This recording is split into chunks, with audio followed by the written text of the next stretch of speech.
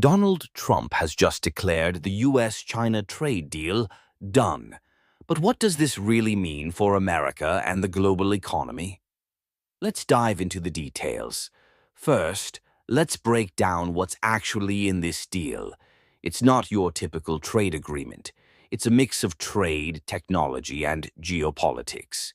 The US is keeping a staggering 55% tariffs on Chinese goods. That includes a baseline of 10%, an additional 20% specifically for fentanyl enforcement, and a hefty 25% for violations under Section 301.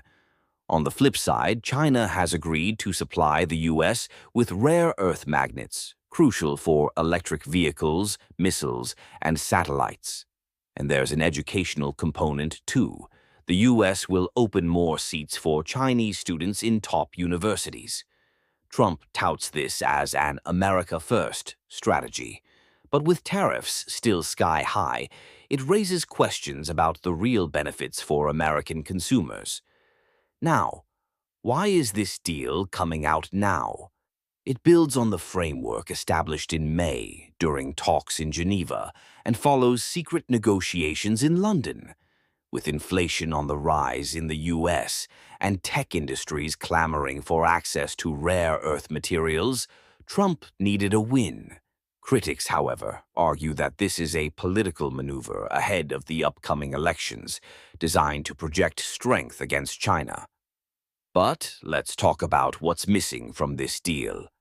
There's no rollback of core tariffs, no mention of protections against intellectual property theft, and no binding enforcement mechanisms.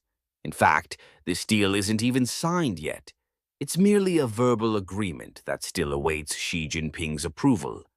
This raises significant concerns about its effectiveness and longevity.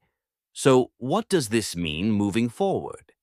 If this deal gets the green light, it could calm the markets, boost supply chains, and facilitate educational exchanges. However, it also risks igniting political backlash. Democrats are already labeling it as hollow, and there's anxiety among allies about the lack of structure in the agreement.